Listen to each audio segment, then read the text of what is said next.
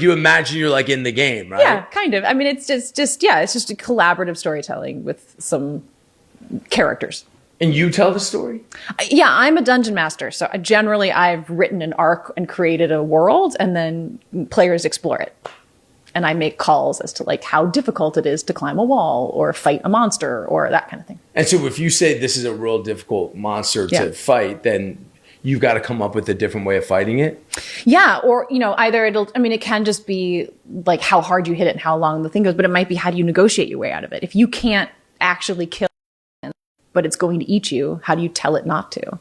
So there are other kind of checks that you can do, persuasions and deceptions and intimidations and all. And then you decide whether you beat the dragon, the person beat the dragon. Yeah, there are stats. There's a lot of math involved that can make that happen. But like, God damn, you want to play D&D? I mean, I'll try. I mean, what do you think? I'd be able to do it? Literally right now. Sure. All right. So let's see. You've got a bow strapped to your back. A sword and a dagger at your hilt, right? So you're walking through the woods. It's dark. It's at night. Almost no moonlight is coming through. You hear a crack off in the distance. Something large stepped on a branch. What would you do? First thing, how far away is the crack? Give me a perception check. So then you roll dice and we'd see how perceptive you are. Let's say you roll a 13. Okay. And you're pretty perceptive. So you have a +3 to that. That's 16. So I know, 16, that's pretty perceptive. You think it's about 20 feet away. Okay. It's about 20 feet away. I think I have to take out my bow first. Yeah. So you take a bow, you're readied, you're aimed, you're looking. Right at where the spot's coming. Yeah. Okay. Slowly creeping towards you, suddenly into view, a little bit of eye shine in the darkness. You see an owl bear. This is a 10, 15 foot tall monster. It looks like an owl, but it has the body of a bear. It opens its beak and squawks at you. What do you do?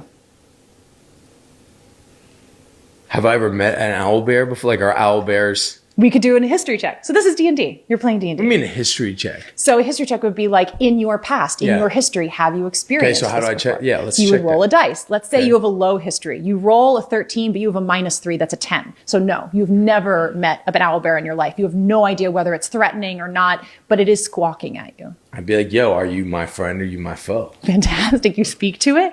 Yeah, I try. Give me an animal handling check. So you'd roll another one. So this is, we kind of see, based on your character sheet that you've created, you're going to be good and bad at different things. Who, I create the sheet? You could, or I could, or you could get a pre-made sheet. But why don't you just make your sheet that you're great at everything? Because, if you're a wizard who's in school studying books to learn magic, you're probably not spending that much time in the gym. Versus if you're, a knight who goes out and slays dragons, maybe you're socially awkward and don't know how to talk to people. So your charisma is it within your interest to like not be great at everything? You want flaws. Like one of my favorite characters, my friend Tommy played Viros. He was a prince. And the idea was that he was very, he'd been kind of pampered his whole life and everyone always laughed at all his jokes and said that he was wonderful and handsome. But he's actually not that funny and he's not that handsome. He just has been sheltered. So when he got out in the world and started investigating, he thinks that he's this charming, suave individual, but his stats, his like literal charisma stats are very low. So he would fail constantly. And part of his story throughout the campaign was him learning that he wasn't as charming as he thought he was. So flaws are great. Flaws make good story. But is the goal to win? No. What's the goal? There is no goal is to tell a great story. Tell a great story. And there might be arcs of like one big bad is like hurting innocent people. And there are monsters to fight. So you're motivated to be a hero. And that's what I love about D&D is practicing being a hero. It's practicing protecting the innocent and stopping the bad guy and standing up for your fellow players. It's the greatest game ever created. And it's just collaborative storytelling. You just sit at a table. It's as close as you can get to when you were 7 on the play yard, just like making up games and stories. And I love it. And I will do it until I die. Yeah. And it saved me through pandemic. It saved me through strikes. Like I always had this thing to turn to for creativity and finances, frankly. How finances? People pay me to run games for them and pay me to write campaigns and do things like that. Yo. Yeah. It's like a whole side career now. But it's cool. And like I said, it's that one weird space where we're all nerdy. So I don't... You do it like free of, there's no nerves or insecurity. Well, there's nerves and insecurity, but I don't have to worry about not being cool. Whereas like every time I'm on a Daredevil set, I'm a little worried that I'm not cool. Yeah. I'm not cool enough for everybody. It's funny, man. And again, we were talking about this and joking about it earlier, but Yeah. it's like when you say like True Blood being cool and stuff, Yeah. like I hear I feel the exact I felt like I never could fit in. Yeah. Because I was always like this athlete and this boxer guy who was like trying to be an actor. And Yeah. like I always felt like not cool enough. Like I could never like really like speak that language. And I remember when we were, when Walking Dead like first happened, True Blood was like, I remember we were at like one of those awards that like one of those like, I don't know, like Saturn Awards or something like that. And I Yeah. remember like, Walking Dead hadn't come out yet, but me and Sarah were there and we had to announce something. And they showed like the it was like the True Blood cast and like, it was like close-ups of their face that and like me and Sarah walked out and I don't remember who it was, but like one of the main women on that cast, and she was like, "Who are they?" Like that, like kind of like zombie show, you know what I mean? Yeah. And I was like, "Yeah, that's her."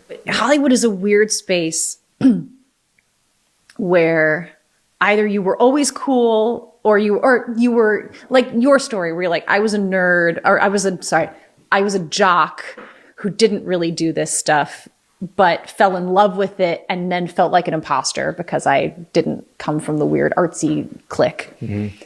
Or you're me, who was always the weird artsy kid who then goes into Hollywood and everyone's cool and wants to party. And I'm like, oh, I don't know how to do that. Mm-hmm. Mm-hmm. So it's a weird space where, yeah, I don't know. I don't, at those industry parties, I always end up in the kitchen doing dishes with the caterers. Cause really? I've done that several times. Like one of the Netflix parties, like at Ted Sarandis' house. You went into the kitchen, started doing dishes? I did dishes in the kitchen because I was so nervous. I didn't know who to talk to or how to be there. So I went in to use the bathroom or something like that. And I don't know. I just was like, oh, let me get that. I don't know. My brain needed something to do. Yeah. I think that's also why games and stuff help me, because it's like an activity. And I can get to know people better if it's not just talking. If it's like, oh, we're playing a game and I'm learning who you are. Yeah. So there's something about like, oh, I need to do something like helpful for the world right now instead of just standing at some fancy house